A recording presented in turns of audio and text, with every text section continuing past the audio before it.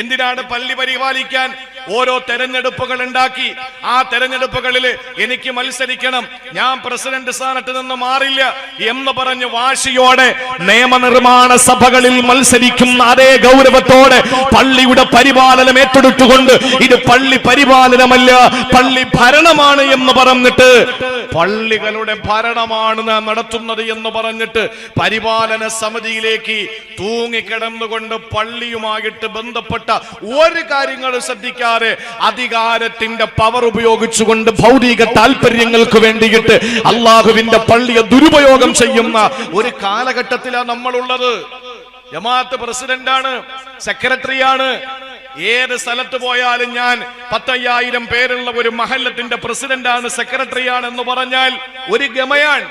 ആ ഗമയ്ക്കപ്പുറത്ത് ആ പള്ളിക്കകത്തുള്ള മാലിന്യങ്ങളെ നീക്കാൻ, അല്ലെങ്കിൽ പള്ളിയിലേക്ക് വാഷ്റൂമിൽ നിന്ന് അടിച്ചു കയറുന്ന ദുർഗന്ധം അതൊന്ന് മാറ്റാൻ പോലും ഒരാൾ തയ്യാറാകാതെ ചില പള്ളികളിലോട്ട് കയറാൻ തന്നെ തോന്നില്ല. പ്രിയപ്പെട്ടവരെ, ഞാനങ്ങ് തുറന്നു പറയാൻ ചില പള്ളികളിലോട്ട് നമുക്കൊന്ന് നിസ്കരിക്കാൻ കയറിയാൽ, പടച്ചോനെ ഇതിനേക്കാളും ഈ ട്രെയിനിൽ നിസ്കരിച്ചാൽ മതിയായിരുന്നു, അല്ലെങ്കിൽ വേറെ എവിടെയെങ്കിലും നിസ്കരിച്ചാൽ മതിയായിരുന്നു എന്ന് തോന്നിപ്പോകും.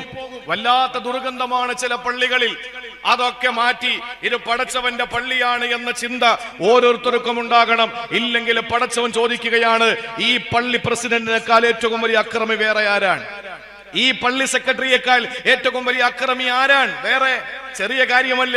അതുകൊണ്ട് ഞാൻ തൽക്കാലം ആ വിഷയം അവസാനിപ്പിക്കുകയാണ്. സഹോദരിമാരെ ശ്രദ്ധയോടെ കേട്ടോ, വിശുദ്ധ ഖുർആനിൽ 5 സ്ഥലങ്ങളിൽ 5 പേരാണ് ലോകത്തെ ഏറ്റവും വലിയ അക്രമികൾ എന്ന് പറഞ്ഞത്. അതിൽ ഒന്ന്, അള്ളാന്റെ പള്ളിയിൽ ഇബാദത്ത് എടുക്കുന്നതിന് തടസ്സം നിൽക്കുന്നവനും അള്ളാഹുവിന്റെ പള്ളിയെ ഖറാബാക്കുന്നതിൽ, അതിനെ മാലിന്യമാക്കുന്നതിൽ പരിശ്രമിക്കുകയും ചെയ്യുന്നവനാണ് ലോകത്തെ ഏറ്റവും വലിയ അക്രമി. അവിടെ നിൽക്കട്ടെ. രണ്ടാമതായി അള്ളാഹുവിന്റെ ഖുർആൻ പരിചയപ്പെടുത്തുന്ന അക്രമി ഞാനും നിങ്ങളുമൊക്കെ അറിയാതെ അതിൽ ഉൾപ്പെട്ടു പോയിട്ടുണ്ട്. പടച്ചോൻ കാത്തുരക്ഷിക്കട്ടെ, പടച്ചോൻ നമ്മളെ കാത്തുരക്ഷിക്കട്ടെ. പണ്ടൊരു പാരമ്പര്യമുണ്ടായിരുന്നു. കാസർഗോഡ് ജില്ലയ്ക്ക്, പ്രത്യേകിച്ച് കാഞ്ഞങ്ങാട് പ്രദേശത്ത് ഒരു പാരമ്പര്യം ഉണ്ടായിരുന്നു. ഒരുപാട് വർഷങ്ങൾക്ക് മുമ്പ് എന്ന് പറഞ്ഞാൽ 10, 13, 11, 14 വർഷങ്ങൾക്കൊക്കെ മുമ്പ് ഈ കാഞ്ഞങ്ങാട് മുതൽ ഏകദേശം മാണിക്കോത്ത് ഇങ്ങനെ ഈ ഭാഗങ്ങളിലൊക്കെ വയല് പറയാൻ ഒരുപാട് വേദികളിൽ പ്രസംഗിച്ചിട്ടുണ്ട്. അന്നൊക്കെ വയല് കുറവാണ്, അന്ന് മതപ്രസംഗങ്ങൾ കുറവാണ്. ആ മതപ്രസംഗങ്ങൾ കുറവായിരിക്കവേ അറിവ് വളരെ ശോഷിച്ചിരിക്കുന്ന ഒരു സാഹചര്യത്തിൽ നമുക്കൊരു പൈതൃകവും പാരമ്പര്യവും ഒരു നല്ല സ്വഭാവം ഉണ്ടായിരുന്നു. ദുആ ചെയ്യുമ്പോൾ കൈ ഉയർത്തിയിട്ട് ആമീൻ പറയൽ. മറ്റ് ജില്ലകളിൽ പ്രസംഗിക്കുമ്പോ ഈ വിഷയം ഊന്നി പറയുമായിരുന്നു. കാസർഗോഡുകാരെ കണ്ടു പഠിക്കണം. അള്ളാന്റെ തൗഫീഖ് കൊണ്ട് വാഴല് കൂടി ദൈനംദിനം പ്രസംഗങ്ങളായി, രാപ്രസംഗങ്ങൾക്ക് കുറവില്ലാതെയായി. ആ നല്ല പാരമ്പര്യം നഷ്ടപ്പെടുകയും ചെയ്തു. ഇപ്പൊ ആരും കൈ ഉയർത്തിയിട്ട് ആമീൻ പോലും ഒന്ന് പറയാൻ ശ്രമിക്കില്ല. ഞാൻ ഞങ്ങളെ ഓരോ ഭാഗങ്ങളും നന്നാക്കി കൊണ്ടുപോയാൽ എന്റെ വിഷയം തീർക്കാൻ പറ്റില്ല. അതുകൊണ്ടാണ് ഞാൻ ഒന്ന് വേഗത്തിൽ പോകുന്നത്. കൂടെ വരുന്നവർക്ക് കൂടെ വരാം. അള്ളാഹു തൗഫീഖ് തരട്ടെ. രണ്ടാമതായി വിശുദ്ധ ഖുർആനിൽ അല്ലാഹ് പരിചയപ്പെടുത്തുന്ന ഏറ്റവും വലിയ അക്രമി ആരെന്നറിയോ? ഇത് റജബ് മാസമാണ്, മറക്കല്ലേ. പുണ്യങ്ങളുടെ പൂക്കാലമായ വിശുദ്ധ റമളാൻ. ഒരു മാസം കൂടി കഴിഞ്ഞാൽ റമളാനിലാണ് ഞാനും നിങ്ങളും കാലെടുത്ത് വെക്കുന്നത്. പുണ്യങ്ങളുടെ പൂക്കാലമായ വിശുദ്ധ റമളാനിലേക്ക് നമ്മൾ എത്തപ്പെടുകയാ. അതിനു മുമ്പ് പ്രിയപ്പെട്ടവരെ, അള്ളാഹുവിന്റെ ഖുർആൻ പരിചയപ്പെടുത്തിയ റജബ് മാസത്തിന്റെ പ്രത്യേകതയായി പറഞ്ഞ ഒരിക്കലും നിങ്ങൾ അക്രമം കാണിക്കരുത്, ഒരിക്കലും നിങ്ങൾ അക്രമം പ്രവർത്തിക്കരുത് എന്ന് പരിചയപ്പെടുത്തുമ്പോ ഏറ്റവും വലിയ അക്രമികളിൽ രണ്ടാമത്തെ അക്രമി ആരെന്നറിയോ? അള്ളാന്റെ ഖുർആൻ സൂറത്തുൽ ബഖറ തന്നെ 140-ാമത്തെ ആയത്തിൽ അല്ലാഹ് പറയുകയാണ്, വമൻ അളലമു മിമ്മൻ കതമ ശഹാദതൻ ഇൻദഹു മിനല്ലാഹ് വമല്ലാഹു ബിഗാഫിലിൻ അമ്മാ തഅമലൂൻ. അല്ല പറയുകയാണ്, ഏറ്റവും വലിയ അക്രമി ആരെന്നറിയോ? എന്റെ ഈമാനുള്ള പെങ്ങളോടോ പറയുകയാണ്. അതിനാലിൽ എന്നെ കേൾക്കാൻ വേണ്ടി ഒരുമിച്ച് കൂടി എന്റെ പ്രിയപ്പെട്ട സഹോദരിമാരോടോ പറയുകയാ, ഏറ്റവും വലിയ അക്രമികളിൽ അറിയാതെ ഞാനും നിങ്ങളും പെട്ടുപോയിട്ടുണ്ട്. എന്താ കാര്യമെന്നറിയോ? അള്ളാഹുവിനോട് നമ്മൾ ചെയ്ത ഒരു കരാറുണ്ട്. ആ കരാറിനെ മറന്നു പോകുന്ന, കരാറ് മറച്ചു വെക്കുന്നവരാണ് ഏറ്റവും വലിയ അക്രമി എന്ന് അള്ളാന്റെ പരിശുദ്ധ ഖുർആൻ. വമൻ അളലമു മിമ്മൻ കതമ ഷഹാദതൻ ഇൻദഹു മിനല്ലാഹ്. അല്ലാഹുവിൽ നിന്ന് നമ്മളൊരു കരാറ് വാങ്ങി പ്രിയപ്പെട്ടവരെ, ആ കരാറിനെ മറച്ചു വെക്കുന്നവരാരോ അവനക്കാ ലോകത്ത് വേറെ അക്രമി വേറെ ആരുമില്ല. എന്ത് കരാറാ നമ്മൾ ഏറ്റെടുത്തതെന്നറിയോ?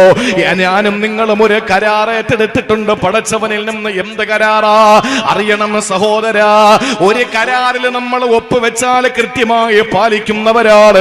ഒരു കരാറിന്റെ പൂർത്തീകരണത്തിന് വേണ്ടി ഏത് വില കൊടുക്കാനും നമ്മൾ തയ്യാറാണ്. എന്നാൽ സർവലോകത്തിന്റെ സൃഷ്ടാവും സംരക്ഷകനും സംഹാരകനുമായ അല്ലാഹു റബ്ബുൽ ഇസ്സത്തിനോട് നമ്മൾ ചെയ്ത ഒരു കരാറുണ്ട്. എപ്പോഴെന്നറിയോ? ആ കരാറ് നിങ്ങളും ഞാനും പഠിച്ചിരിക്കേണ്ടതാണ്, അറിഞ്ഞിരിക്കേണ്ടതാണ്. എവിടെയാണ് കരാറ് കൊടുത്തതെന്നറിയോ? നാം ഈ ലോകത്തേക്ക് കടന്നു വരുന്നതിന് മുമ്പ് നമ്മൾ മറ്റൊരു ലോകത്തുണ്ടായിരുന്നു. ഏത് ലോകമാണ്? ഉമ്മയുടെ ഉദരമാകുന്ന ഗർഭാശയ ലോകമാണ്. ആ ലോകത്തിന്റെ പേര് ആലമുൽ അർഹാ, ഗർഭാശയ ലോകമെന്നാണ് അതിനെ പറയുന്നത്. അതിനു മുമ്പ് നമ്മൾ മറ്റൊരു ലോകത്തുണ്ടായിരുന്നു. ആ ലോകത്തിന്റെ പേര് ആത്മാക്കളുടെ ലോകമെന്നാണ്. അതിനെ അറബിയിൽ പറയുന്നത് ആലമുൽ അർവാഹ് എന്ന. ആത്മാക്കളുടെ ലോകത്ത് നമ്മൾ ഉണ്ടായിരുന്നു സഹോദരങ്ങള്. അങ്ങ് സംസ്ഥാനത്തെ നഗരിയിലെ തലസ്ഥാന നഗരിയില് തിരുവനന്തപുരം ജില്ലയിൽ നിന്ന് ഞാൻ ഈ സംസ്ഥാനത്തിന്റെ ഇങ്ങേ അറ്റത്തെ ജില്ലയായ കാസർഗോഡ് ജില്ലയിൽ വന്നല്ലോ. എന്തേ ഞാൻ നിങ്ങളെ തമ്മിൽ കണ്ടുമുട്ടാൻ കാരണമെന്നറിയോ? ആലമുൽ അർവാഹിൽ വെച്ച് നമ്മൾ കണ്ടുമുട്ടിയിട്ടുണ്ടാകണം, നമ്മൾ തമ്മിൽ സംസാരിച്ചിട്ടുണ്ടാകണം. അല്ലായിരിക്കുന്ന സാഹചര്യത്തിൽ ഒരു കാരണവശാലും ദുനിയാവിലെ വെച്ച് തമ്മിൽ കണ്ടുമുട്ടില്ലെന്നാണ്. നമ്മൾ കാണാത്ത എത്രയോ കോടി ജനങ്ങളുണ്ട്, അവരെ ആത്മാക്കളുടെ ലോകത്ത് വെച്ച് നമ്മളെ കണ്ടിട്ടില്ല. അത് വല്ലാത്തൊരു ലോകമാണ് പ്രിയപ്പെട്ടവരെ. ആലമുൽ അർവാഹ് എന്ന് പറയുന്ന ആത്മാക്കളുടെ ലോകത്ത് വെച്ച് അല്ലാഹുവിന്റെ റസൂൽ സല്ലല്ലാഹു അലൈഹി വസല്ലം പഠിപ്പിക്കുകയാണ്, ആദം നബി അലൈഹിസ്സലാമിനെ അല്ലാഹു സൃഷ്ടിച്ചതിന് ശേഷം ആദം നബിയുടെ മുതുകത്തൊന്ന് തടകിയത്രേ. ആദം നബിയുടെ മുതുകത്തേക്ക് അല്ലാഹു ഒന്ന് തടകുമ്പോ ആ ആദം നബിയുടെ മക്കളായി ആരൊക്കെ പിറക്കുന്നുണ്ടോ, അത് ഏത് മതവിഭാഗക്കാരനായാലും ഏത് മതവിഭാഗത്തിൽപ്പെട്ടവനായാലും ആദമിന്റെ മുതുകത്തിൽ നിന്ന് സകല മനുഷ്യന്റെയും റൂഹിനെ അല്ല പുറത്തെടുത്തത്രേ. അങ്ങനെ ഓരോരുത്തരുടെയും റൂഹ് പുറത്തേക്ക് വന്നു. ആ റൂഹിനോട് പടച്ചവൻ ചോദിച്ചൊരു ചോദ്യമുണ്ട്.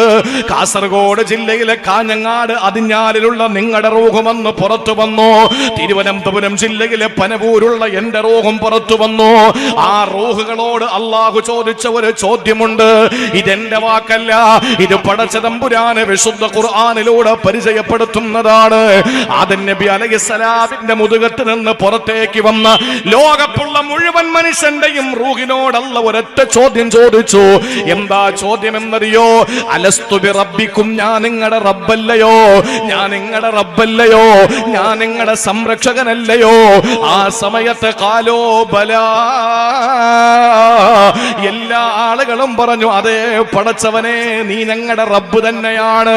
സൂറത്തുൽ അഅറാഫ് എടുത്തുന്ന് നിങ്ങൾ നോക്കിയാ നിങ്ങൾക്ക് കാണാം അല്ല പറയുന്നത്, വൈദ അഖദ റബ്ബുക മിൻ ബനി ആദമ മിൻ ളുഹൂരിഹിം ദുർരിയതഹും വഅശ്ഹദഹും അലാ അൻഫുസിഹിം അലസ്തു ബിറബ്ബികും ഖാലൂ ബലാ. അല്ലാഹുവിന്റെ മുന്നിൽ നമ്മൾ പറഞ്ഞു അതെ പടച്ചവനെ, നീ ഞങ്ങളെ റബ്ബ് തന്നെയാണ്.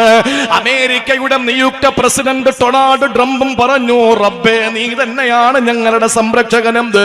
അമേരിക്കയുടെ നിലവിലെ പ്രസിഡന്റ് ജോസഫ് ബൈഡൻ എന്ന ജോ ബൈഡനും പറഞ്ഞു നീ തന്നെയാണ് ഞങ്ങളുടെ റബ്ബെന്ന്. ഇസ്രായേൽ ഭീകരന്മാരുടെ നേതാവ് സഹോദരങ്ങളെ ബെന്യാമിൻ നെതന്യാഹുവും പറഞ്ഞു നീ തന്നെയാണ് ഞങ്ങളുടെ റബ്ബ്. രാജ്യം ഭരിക്കുന്നവരും ഹിറ്റ്ലറും മുസോളിനിയും നമ്രൂദും ഫിർഔനും ഖാറൂനും ഹാമാനും എല്ലാവരും പറഞ്ഞു അല്ലാഹുവേ, നീ തന്നെയാണ് ഞങ്ങളുടെ സംരക്ഷകനെന്ന്. എന്റെ പ്രിയപ്പെട്ട പെങ്ങളെ, ഞാനും നിങ്ങളും പടച്ചവനോടൊന്ന് കൊടുത്ത വാക്ക് വാക്ക്, അല്ലാഹുവേ നീ തന്നെയാണ് ഞങ്ങളുടെ സംരക്ഷകന്, നീ തന്നെയാണ് ഞങ്ങളുടെ റബ്ബ്, യാതൊരു സംശയവുമില്ല എന്ന് ഞാനും നിങ്ങളും പടച്ചവന് വാക്ക് കൊടുക്കുകയാ. ആ സമയത്ത് പടച്ചതമ്പുരാന് പറഞ്ഞതെന്തെന്നറിയോ? അള്ളാന്റെ ഹബീബ് അവിടെ നിന്ന് പഠിപ്പിക്കുകയാണ്. അള്ളാഹുവിന്റെ റസൂല് പറയുന്നു, ആ സമയത്ത് മനുഷ്യന്റെ റൂഹുകളോട് അള്ളാഹു പറഞ്ഞതെന്തെന്നറിയോ? നിങ്ങൾ അതെനിക്കൊന്ന് എഴുതി തരണം, നിങ്ങൾ രേഖാമൂലം എനിക്കൊന്ന് എഴുതി തരണം. ആ സന്ദർഭത്തിൽ പടച്ചവനാണ് നമ്മുടെ സംരക്ഷകനെന്ന്, അള്ളാഹുവാണ് നമ്മുടെ സംരക്ഷകനെന്ന്, അവനല്ലാതെ മറ്റൊരു ആരാധ്യനില്ലെന്ന് നമ്മൾ എഴുതി കൊടുത്തു. സഹോദരങ്ങളെ, നമ്മൾ എഴുതി കൊടുത്തു. നിങ്ങൾ അറിയണം, ഇനി പറയുന്നത് നിരീശ്വരവാദികൾക്ക് ദഹിക്കൂല, ഇനി പറയുന്നത് സോഷ്യൽ മീഡിയയിലെ കമന്റ് രാജാക്കന്മാർക്ക് ദഹിക്കൂല. അവരെ അർഹിക്കുന്ന അവഗണനയോടെ തള്ളിക്കൊണ്ട് ഞാൻ പറയുന്നു, ഈമാനുള്ള മൂമിനെ ശ്രദ്ധിച്ചു കേട്ടോ.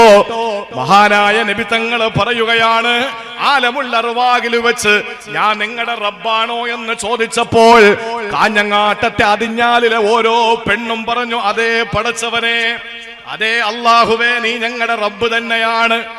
ഈ ദുനിയാവിൽ വരുന്നതിന് മുമ്പ് ഇത് മൂന്നാമത്തെ ലോകമാണ്. ഇതിനു മുമ്പ് രണ്ടാമത്തെ ലോകമുണ്ടായിരുന്നു, ഉമ്മയുടെ ഗർഭാശയം. അതിനു മുമ്പ് ഒന്നാമത്തെ ലോകമുണ്ട്, ആലമുൽ അർവാഹ്, ആത്മാക്കളുടെ ലോകം. അവിടെ വെച്ചാണ് നമ്മൾ പടച്ചവനോട് വാക്ക് കൊടുത്തത്, അല്ലാഹുവേ പടച്ചവനെ, നീ ഞങ്ങളുടെ റബ്ബ് തന്നെയാണ്, നീ ഞങ്ങളുടെ റബ്ബ് തന്നെയാണ്. ആ സമയത്ത് അല്ലാഹു പറഞ്ഞു, പോരാ, നിങ്ങൾ എഴുതി തരണം. അന്ന് പേപ്പർ എവിടെ, അന്ന് പേന എവിടെ, അതൊന്നും ചോദിക്കേണ്ട കാര്യമില്ല. മുഅ്മിൻ എന്ന് പറഞ്ഞാൽ റസൂലുള്ള എന്ത് പറയുന്നു അത് അംഗീകരിക്കലാണ് മുഅ്മിന്. മരണം കണ്ടവരാരാ ഉള്ളത്? മരണം കണ്ടവരുണ്ടോ? എന്റെ മുന്നിൽ ഇരിക്കുന്ന ആളുകൾ മരിച്ചവരെ കണ്ടിട്ടുണ്ട്, മരണം നിങ്ങൾ കണ്ടോ? കണ്ടില്ലല്ലോ. ലോകത്തെ നിരീശ്വരവാദികൾ മുഴുവനും പറഞ്ഞു, കാണാത്ത ദൈവത്തെ എന്തിനെ ആരാധിക്കുന്നതെന്ന്. ആ സമയത്ത് പടച്ചതമ്പുരാൻ കാണാത്ത വൈറസിനെ ഇറക്കി അങ്ങ് വിട്ടു.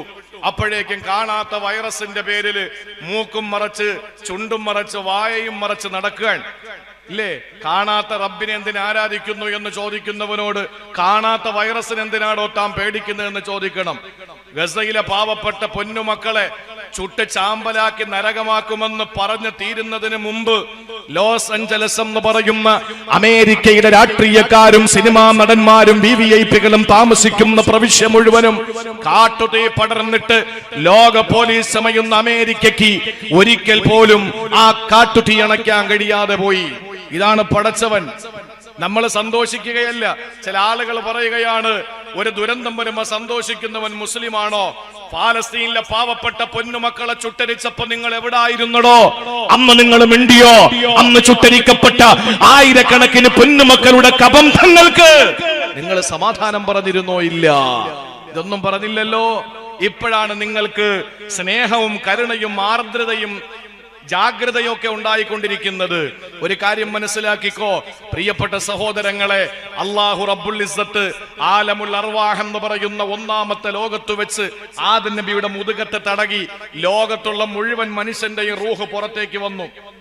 ആ സമയത്ത് എന്റെ റൂഹുണ്ട്, നിങ്ങളുടെ റൂഹുണ്ട്, ബഹുമാനപ്പെട്ട ഉസ്താദിന്റെ റൂഹുണ്ട്, ഇവിടത്തെ സാദാത്യങ്ങളുടെ റൂഹുണ്ട്. ആ റൂഹുകൾ പരസ്പരം കണ്ടുമുട്ടി. ആ സമയത്ത് പടച്ചതമ്പുരാൻ ചോദിച്ചു, അലസ്തു ബി റബ്ബിക്കും, ഞാൻ നിങ്ങളുടെ റബ്ബാണോ? ഖാലു ബലാ. ഒരാളും എതിരഭിപ്രായം പറഞ്ഞില്ല, നീ ഞങ്ങളുടെ റബ്ബ് തന്നെയാണ്. ആ സമയത്ത് പടച്ചവൻ പറഞ്ഞു, ഒന്ന് എഴുതിത്ത. നിങ്ങൾ വാക്ക് മാറ്റി പറയും. എന്താ ഖുർആൻ പറഞ്ഞത്?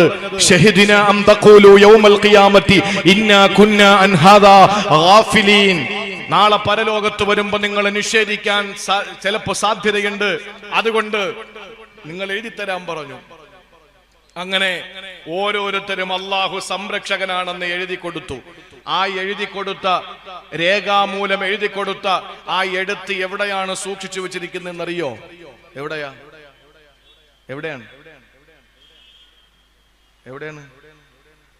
അള്ളാഹുവിനോട് നമ്മൾ എഴുതി കൊടുത്തു, പടച്ചോനെ നീ തന്നെ ഞങ്ങളുടെ റബ്ബ്. ആ എഴുതി കൊടുത്തത് സൂക്ഷിച്ചു വെച്ചിരിക്കുന്ന ഒരു സ്ഥലമുണ്ട്. ആ സ്ഥലം കാണാൻ അള്ളാഹു നമുക്ക് തൗഫീക്ക് തരട്ടെ. ആ സ്ഥലം കണ്ടെത്താൻ അള്ളാഹു നമുക്ക് തൗഫീക്ക് തരട്ടെ. ആ സ്ഥലം കണ്ടവരാണ് ഒരുപക്ഷെ എൻ്റെ മുന്നിലിരിക്കുന്ന അധികം ആളുകളും. ഞാൻ പല പ്രാവശ്യം അത് കണ്ടിട്ടുണ്ട്. അള്ളാഹു എനിക്ക് ഭാഗ്യം തന്നിട്ടുണ്ട്. ഈ ഇരിക്കുന്നവരിൽ സിംഹഭാഗവും ഒരുപക്ഷെ അത് കണ്ടിട്ടുള്ളവരാകാം. ഏതാ സ്ഥലമെന്നറിയോ? നമുക്കറിയില്ല. നമ്മൾ അതിന്റെ അടുത്തുകൂടി ഇങ്ങനെ യാത്ര ചെയ്യുമ്പോൾ അവിടെ എത്തുന്ന സമയത്തൊരു ദുആ നമ്മളോട് ചെയ്യാൻ അള്ളാഹുവിന്റെ ഹബീബ് നബി മുഹമ്മദ് മുസ്തഫ സല്ലല്ലാഹു അലൈഹി വസല്ലമ തങ്ങൾ പഠിപ്പിച്ചിട്ടുണ്ട്.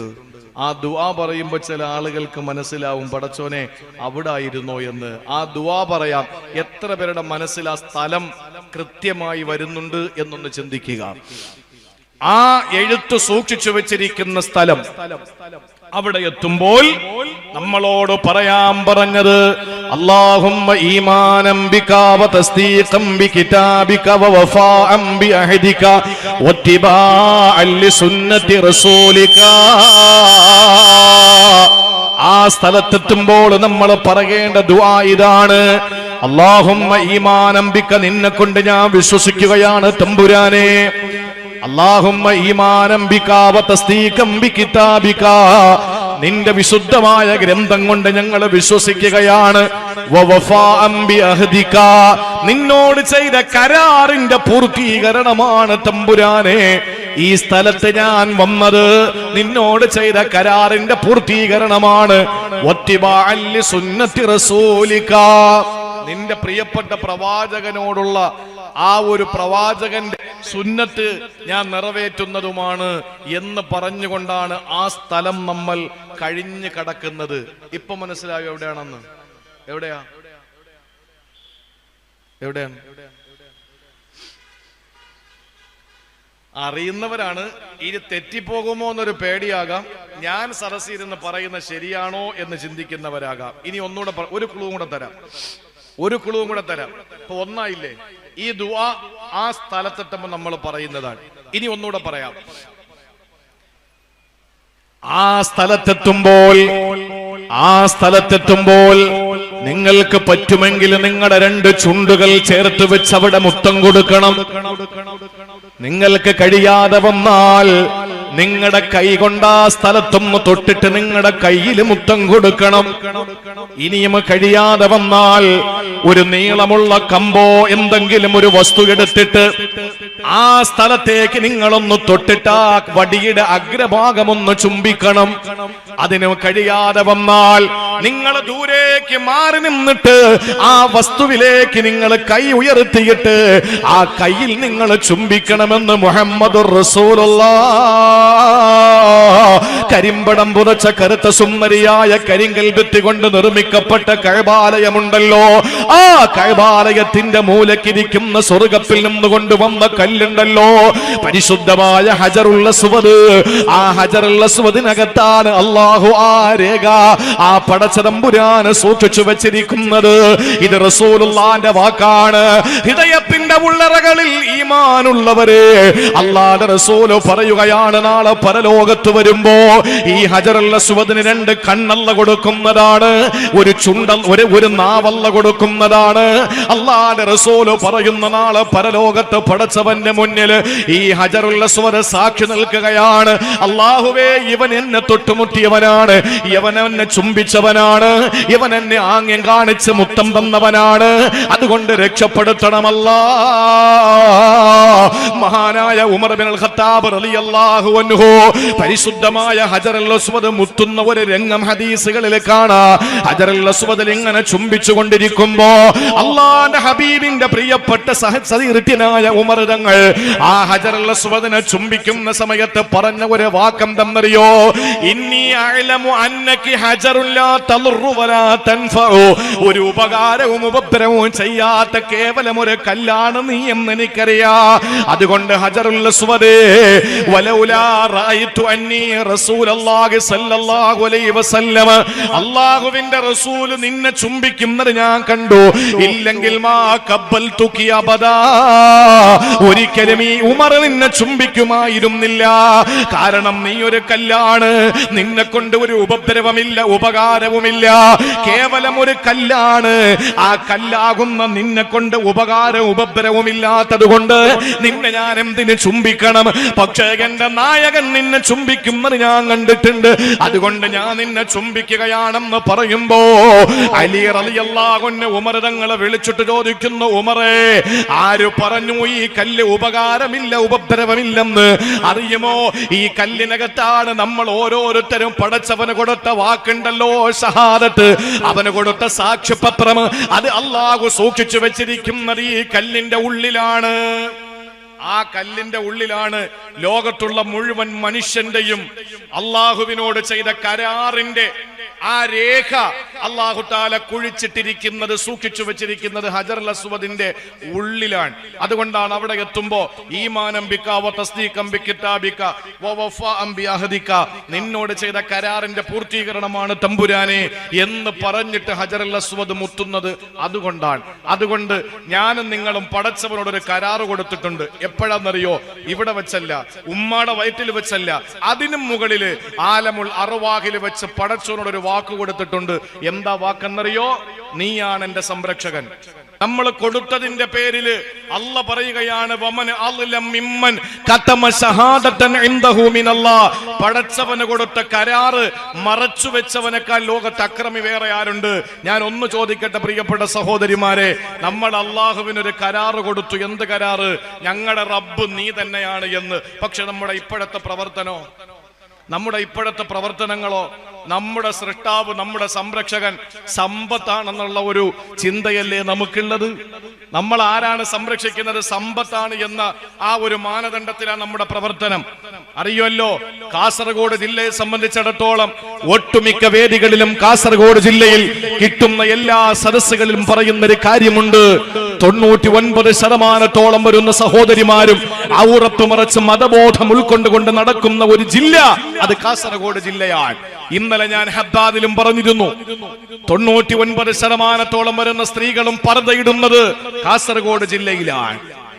50% വരുന്ന ചെറുപ്പക്കാര് തലമറച്ച് തൊപ്പിവെച്ച് ദാടി വളർത്തി സുന്നത്തായ രീതിയിൽ നടക്കുന്ന ജില്ല കാസർഗോഡ് ജില്ലയാണ്. 40% വരുന്ന മഹാന്മാര് മക്കാമുകളിൽ അന്ത്യവിശ്രമം കൊള്ളുന്നത് കാസർഗോഡ് ജില്ലയിലാണ്. എല്ലാ പ്രദേശങ്ങളിലും പ്രവിശാലമായ വിദേശ രാജ്യത്തെ നാണിപ്പിക്കുന്ന രീതിയിലുള്ള വലിയ വലിയ മസ്ജിദുകൾ അള്ളാഹു അനുഗ്രഹിച്ച് നൽകിയിട്ടുള്ളത് കാസർഗോഡ് ജില്ലയിലാണ്. എവിടെ വേണോ കയറി നിസ്കരിക്കാൻ പറ്റുന്ന നിലയിൽ പള്ളികൾ ധാരാളമുണ്ട്. ഇതെല്ലാം അള്ളാഹു നിങ്ങൾക്ക് തന്നിട്ടും അള്ളാഹു ഒരു അനുഗ്രഹം കൂടി ചെയ്തു തന്നു. എന്താണെന്നറിയോ? സമ്പത്ത് ധാരാളം അള്ളാഹു നിങ്ങൾക്ക് തന്നു.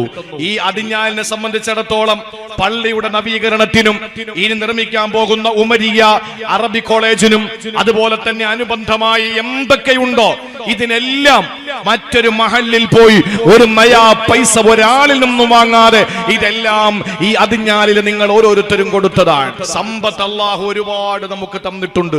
വലിയ വലിയ വലിയ വലിയ ഹൈ ക്ലാസ് വാഹനങ്ങൾ, വലിയ വലിയ വീടുകൾ, ഇതൊക്കെ അള്ളാഹു നമുക്ക് തന്നു. പക്ഷേ നമ്മുടെ ഓരോരുത്തരുടെയും മനസ്സിൽ ഇപ്പോഴും അറിഞ്ഞോ അറിയാതെയോ നമ്മുടെ ചിന്തകളിൽ വന്നു പോകുന്നത് പടച്ചോനോട് കൊടുത്ത കരാറ് മറന്നിട്ട് നമ്മുടെയൊക്കെ സംരക്ഷണം സമ്പത്താണ്, നമ്മുടെയൊക്കെ സംരക്ഷണം ഏറ്റെടുത്തിട്ടുള്ളത് എന്ന ഒരു ചിന്തയാണ് പലപ്പോഴും നമുക്കുണ്ടാകാറുള്ളത്. അത് മാറണം.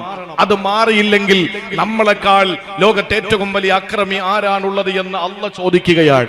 ആ പടച്ചോന്റെ ചോദ്യത്തിന് ഉത്തരം കൊടുക്കാൻ എന്റെ പ്രിയപ്പെട്ട സഹോദരിമാരെ, സഹോദരങ്ങളെ, നമുക്ക് കഴിയില്ല. അതുകൊണ്ട് മനസ്സിലാക്കിക്കോ, അള്ളാഹു നമുക്ക് തന്ന, നമ്മൾ അള്ളാഹുവിന് കൊടുത്ത കരാറ് അതൊരിക്കലും ലംഘിക്കാൻ പാടില്ല. നമ്മുടെ സംരക്ഷകൻ അള്ളാഹുവാൻ. ഒരൊറ്റ നിമിഷം മതി സർവ്വതും നശിച്ചു പോകാൻ. ഒരൊറ്റ നിമിഷം മതി. കോവിഡ് വന്നപ്പോൾ എല്ലാ പള്ളികളും സ്തംഭിച്ചു, ഹറമുകൾ പൂട്ടിയിട്ടു, മദ്രസകൾ പൂട്ടിയിട്ടു, എല്ലാ സ്ഥലങ്ങളും അല്ലാഹു തആല ബ്ലോക്ക് ചെയ്ത് ബാൻ ചെയ്തു. ഒരാൾ പോലും പുറത്തിറങ്ങാത്ത രീതിയിൽ പടച്ച തമ്പുരാൻ എല്ലാത്തിനെയും ബ്ലോക്ക് ചെയ്തു വെച്ചു. ഇല്ലേ? നിങ്ങൾ ആലോചിച്ച് നോക്കൂ. ലക്ഷ്മണ രേഖ രാജ്യത്തിന്റെ പ്രധാനമന്ത്രി വരച്ചിട്ട് പറഞ്ഞു പുറത്തിറങ്ങരുതെന്ന്. ആ ലക്ഷ്മണ രേഖയുടെ ഒരു ചുവട് മാറ്റിച്ച വിട്ടാൻ നമ്മൾ തയ്യാറായില്ല. ആ നിലയിൽ നമ്മൾ അല്ലാഹു തആല നമ്മളെ അടച്ചിട്ടിരുന്നു. എല്ലാം സ്തംഭിച്ചു. ലോകം മുഴുവനും ഈ വൈറസിന്റെ പേരിൽ ഒരു വലിയ മുൾമുനയിലായി നിന്നിരുന്നു. അതിനുശേഷം നമ്മൾ നന്നാകുമെന്ന് നമ്മൾ ചിന്തിച്ചു ഇല്ലേ? ഒരു കോവിഡിന് ശേഷം നമ്മളൊക്കെ നന്നാകുമെന്നായിരുന്നു എല്ലാ ആളുകളും പ്രതീക്ഷിച്ചത്. പരസ്പരം പ്രതീക്ഷ അങ്ങനെയായിരുന്നു. പക്ഷേ ഈ കോവിഡിന് ശേഷം നടന്ന കല്യാണങ്ങളുടെ കഥ പരിശോധിച്ചാൽ, ആർഭാട കല്യാണങ്ങളുടെ കഥകൾ പരിശോധിച്ചാൽ വേദന കൊണ്ട് പറയുകയാണ്, വിമർശിക്കാം നിങ്ങൾക്ക്, ഒറ്റപ്പെടുത്താം നിങ്ങൾക്ക്, കുറ്റപ്പെടുത്താം നിങ്ങൾക്ക്, എന്തു വേണോ പറയാം. കാസർഗോഡ് ജില്ലയിൽ നടക്കുന്ന കല്യാണങ്ങൾ അതിരുവിട്ടു പോവുകയാണ്. പറയാതിരിക്കാൻ നിവർത്തിയില്ല. എനിക്ക് വേണമെങ്കിൽ നേരത്തെ പറഞ്ഞ സുഖിപ്പിക്കൽ വാക്കുകൾ പറഞ്ഞു വീണ്ടും നിങ്ങളെ സുഖിപ്പിച്ച് നിങ്ങളോട് സന്തോഷത്തോടെ ചിരിച്ചുകൊണ്ട് എനിക്ക് വണ്ടി കയറി പോകാം. പക്ഷേ ഞാൻ പോകുന്നത് എന്റെ വീട്ടിലേക്കാണ്. നാളെ അള്ളാഹുവിന്റെ കോടതിയിൽ ഞാൻ പോയി നിൽക്കുമ്പോ എന്ത് പറഞ്ഞു എന്ന് ചോദിച്ചാൽ എനിക്ക് മറുപടിയില്ല. ആഡംബര കല്യാണങ്ങൾ കേരളത്തിൽ ഏറ്റവും കൂടുതൽ നടക്കുന്ന ജില്ല എന്റെ പൊന്നു സഹോദരങ്ങളെ കാസർഗോഡ് ജില്ലയിലാണ്. അള്ളാഹു നമ്മളെ കാത്തുരക്ഷിക്കട്ടെ. നമ്മളൊക്കെ പലപ്പോഴും അനാവശ്യമായി നമുക്കിഷ്ടം പോലെ ആളുകളെ വിളിക്കാം. ഓരോ ആളുകളെ സംബന്ധിച്ചിടത്തോളം ഒരു വിഷയം വരുമ്പോ ആ ആളിന് എത്രത്തോളം ജനങ്ങളുമായിട്ട് ബന്ധമുണ്ടോ അത്രയും ആളുകൾ കൂടും. 50 പേരെ കൊണ്ട് കല്യാണം നടത്തണമെന്നല്ല പറയുന്നത്. ഈ വിവാഹത്തിന്റെ തന്നെ പ്രത്യേകത നിങ്ങൾ പരസ്യപ്പെടുത്തണമെന്നാണ്. പരസ്യപ്പെടുത്തി തന്നെ കല്യാണം നടത്തണം. അതിന് പരസ്യപ്പെടുത്തുമ്പോ ഓരോ ആളുകളുടെ വ്യക്തിത്വം അനുസരിച്ച് ആളുകൾ വരുന്നതിന് ഒരുപാട് വ്യത്യാസമുണ്ട്. 10,000-ഉം 25,000-ഉം ജനങ്ങളൊക്കെ കൂടുന്ന ആള് കല്യാണം നടത്തേണ്ടി വരും. പക്ഷേ അങ്ങനെ വരുന്ന ആളുകൾക്ക് മതിയായ ഭക്ഷണവും കൊടുക്കണം. അതൊന്നും എതിരല്ല.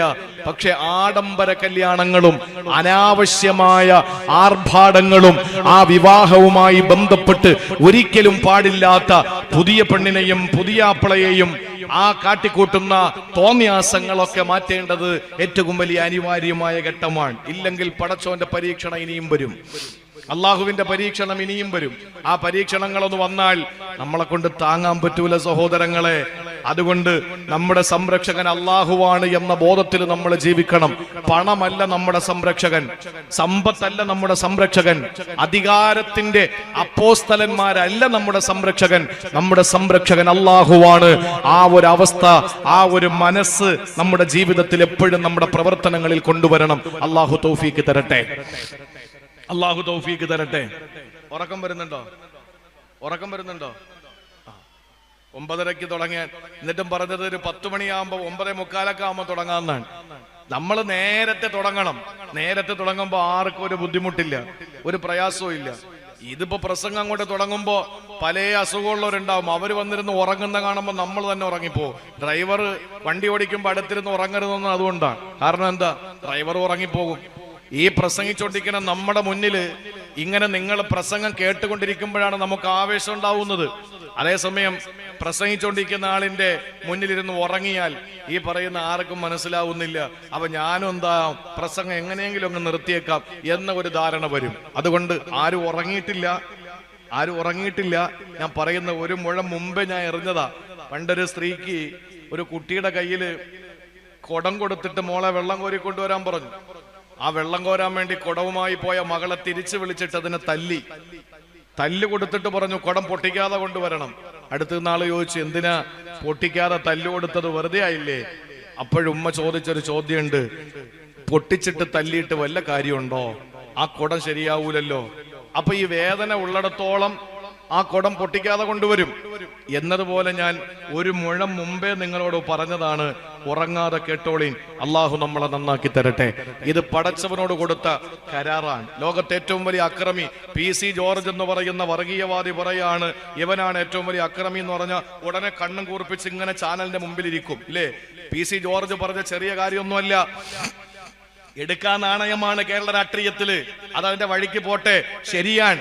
ഈ ഇരിക്കുന്ന പാവപ്പെട്ട നേതാക്കന്മാരും ഇവിടെ വരുന്ന ദുആക്ക് വരുന്ന നേതാക്കന്മാരും പാവപ്പെട്ട ഈ സഹോദരിമാരടക്കം കേരളത്തിൽ ഒരാൾ പോലും ഇല്ലാതെ എല്ലെണ്ണം വർഗീയവാദിയാണ് എന്ന് പറഞ്ഞിട്ട് ഇപ്പോഴും അയാളുടെ വീട്ടിൽ സുരക്ഷിതനായി കഴിയുന്നു എന്ന് പറയുന്നത് ഒരർത്ഥത്തിൽ സങ്കടം തോന്നുന്ന കാര്യമാണ്.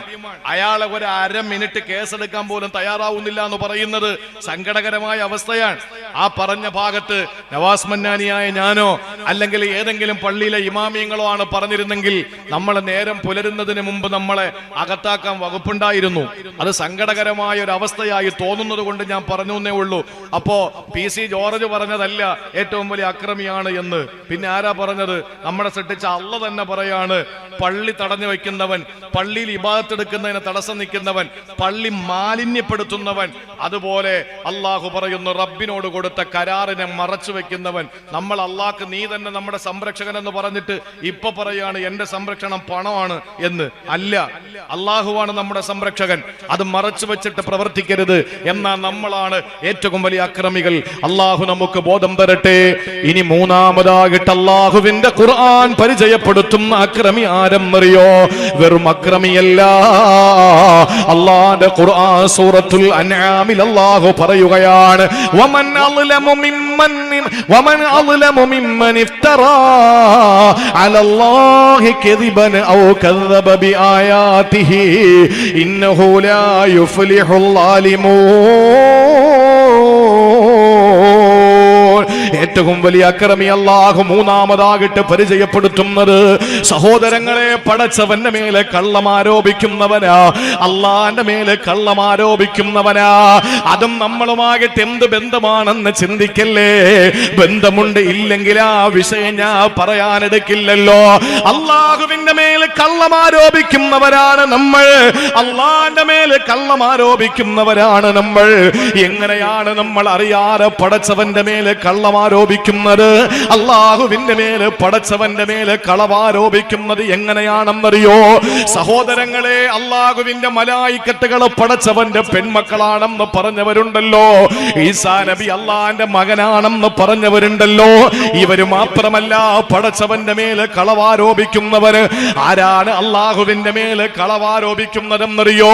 അതിന് ഞാൻ നിങ്ങളെ കൊണ്ടുപോകുന്നത് ബനൂ ഇസ്രായേലിലെ ഒരു സംഭവത്തിലേക്കാ.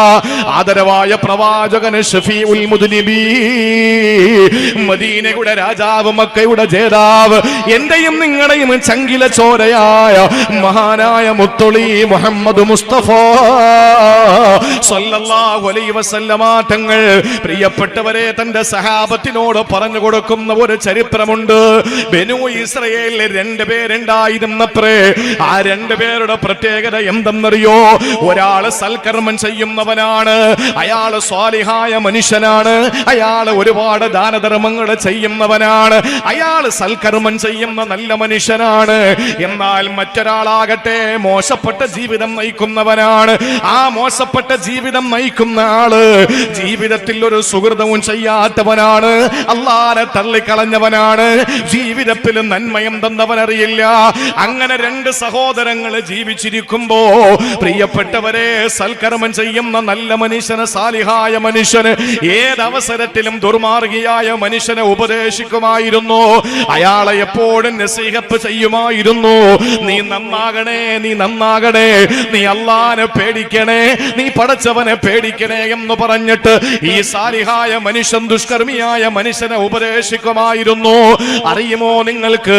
ഒരു ദിവസം സഹിക്കാൻ കഴിയാതെ ദുർമാർഗിയായ മനുഷ്യന് ഈ സാലിഹായ മനുഷ്യന്റെ മുഖത്ത് നോക്കി പറഞ്ഞതെന്താണ്? ഖല്ലിനി വറബ്ബി, നിന്റെ ഉപദേശം ഇനി എനിക്ക് വേണ്ട, ഞാനും എന്റെ പടച്ചവനും തമ്മിലായിക്കൊള്ളാ, എന്നെ എന്റെ റബ്ബിന്റെ വഴിക്കങ്ങ് വിടണേ. അബുഇസ്ത അലയ്യ റഖീബാ, നിന്നെ അല്ലാഹു എന്നെ നോക്കാൻ ഏൽപ്പിച്ചിട്ടൊന്നുമില്ലല്ലോ, എന്നെ നോക്കാൻ നിന്നെ അല്ലാഹു ഏൽപ്പിച്ചിട്ടുണ്ടോ? നീ നിന്റെ പണി നോക്കിക്കോ, എന്റെ പടച്ചവൻ നോക്കിക്കോളും എന്റെ കാര്യമെന്ന് പറഞ്ഞു. ഇത് കേട്ടിട്ട് സാലിഹായ മനുഷ്യന് ദേഷ്യം വന്നത്രേ. അയാള് ഈ ദുഷ്കർമ്മിയായ മനുഷ്യനോട്, താന്തോന്നിയായ മനുഷ്യനോട്, തോന്നിയാസിയായ മനുഷ്യനോട് പറഞ്ഞത്, വല്ലാഹി ലാ യുദ്ഖിലുകൽ ജന്ന, അല്ല നിനക്ക് സ്വർഗം തരൂലടാ, അല്ല നിനക്ക് സ്വർഗം തരൂലടാ. ലാ യഗ്ഫിറുല്ലാഹു ലക, അല്ല നിനക്ക് പൊറുത്തും തരില്ല, നിനക്ക് സ്വർഗവും തരില്ല. ഈ മനുഷ്യൻ വളരെ സങ്കടത്തിലായി, ഈ മനുഷ്യൻ വളരെ വിഷമത്തിലായി. അയാൾ വല്ലാതെ വ്യസനപ്പെട്ടു, സങ്കടപ്പെട്ടു, വിഷമിച്ചു പോയി. സഹോദരങ്ങളെ, ഈ രണ്ടുപേരും മരണപ്പെട്ടത്രേ. അല്ലാഹുവിന്റെ റസൂൽ സഹാബത്തിനോട് പറയുന്നു, രണ്ടുപേരും മരണപ്പെട്ടു. ആ രണ്ടുപേരെയും നാളെ പടച്ചവന്റെ കോടതിയിൽ അല്ലാഹു കൊണ്ടുവരികയാ. എന്നിട്ട് ദുഷ്കർമ്മം ചെയ്ത താന്തോന്നിയായി ജീവിച്ച, തോന്നിയാസിയായി ജീവിച്ച മനുഷ്യനോടല്ല ചോദിക്കുകയാണ്, നീ പറഞ്ഞല്ലോ ഖല്ലിനി വറബ്ബി, എന്റെ കാര്യം എന്റെ പടച്ചോ നോക്കുമെന്ന് നീ പറഞ്ഞല്ലോ. എത്ര തെറ്റ് നീ ചെയ്തെങ്കിലും നിന്റെ മനസ്സിനകത്ത് ഞാനെന്ന സൃഷ്ടാവിനെ പറ്റി ഓർമ്മ ഉണ്ടായിരുന്നല്ലോ, എന്നെ പറ്റി നിനക്ക് ബോധം വന്നിരുന്നല്ലോ. അതുകൊണ്ട് കേറിക്കോ, സ്വർഗത്തിലേക്ക് കേറിക്കോ. ആ പാപിയായ മനുഷ്യനെ സ്വർഗത്തിലേക്ക് വിട്ടു. എന്നാ സൽക്കർമ്മം ചെയ്ത് ഉപദേശം ചെയ്ത് ജീവിച്ച മനുഷ്യനുണ്ടല്ലോ, അയാളുടെ മുഖത്ത് നോക്കിയിട്ട് അല്ലാഹു ചോദിച്ചു, വപ്രേ എന്തേ എന്റെ വിഷയത്തിൽ നിന്നെ ആരാ ഏൽപ്പിച്ചത്? ഞാൻ പുറത്തു കൊടുക്കില്ലെന്ന് നിന്നോട് ആര് പറഞ്ഞു? എന്റെ സ്വർഗത്തിൽ എന്റെ ദാസനെ കടത്തില്ലെന്ന് നിന്നോട് ആര് പറഞ്ഞു? അതുകൊണ്ട് പോടാ നരകത്തില്, നീ നരകത്തിലേക്ക് പൊക്കോ എന്ന് പറഞ്ഞ് അള്ളാന്റെ ഹബീബ് സഹാബത്തിനോട് പറയുകയാണ്. അള്ളാഹുവിന്റെ റസൂലാ പഠിപ്പിക്കുന്നത്. ആ പാപിയായ മനുഷ്യനെ സ്വർഗത്തിലേക്ക് വിട്ട അല്ലാഹ് സൽക്കർമ്മം ചെയ്ത മനുഷ്യനെ നരകത്തിലേക്കും വിട്ടത്രേ. ഇവിടെ മനസ്സിലാക്കേണ്ട കാര്യം എന്തെന്നറിയോ? ആരെയും ഉപദേശിക്കണ്ടെന്നല്ല പറയുന്നത്, പക്ഷേ ഒരാളെയും നമ്മൾ നരകത്തിലാക്കണ്ട. അവന്റെ ദാസന്മാർക്ക് അല്ലാഹു സ്വർഗം കൊടുത്താൽ, അവന്റെ ദാസന്മാർക്ക് അല്ലാഹു നരകം കൊടുത്താൽ ആരാണ് ചോദിക്കാനുള്ളത്? ആർക്കും അതിനുള്ള അവകാശമില്ല, സ്വാതന്ത്ര്യമില്ല. അവൻ ഇഷ്ടപ്പെട്ടത് ചെയ്യും, അവന് തോന്നിയതുപോലെ ചെയ്യും. അതുകൊണ്ട് പടച്ചതമ്പുരാൻ ഒരാളെയും അവനെ പറ്റി ഒന്നും ഏൽപ്പിച്ചിട്ടില്ല.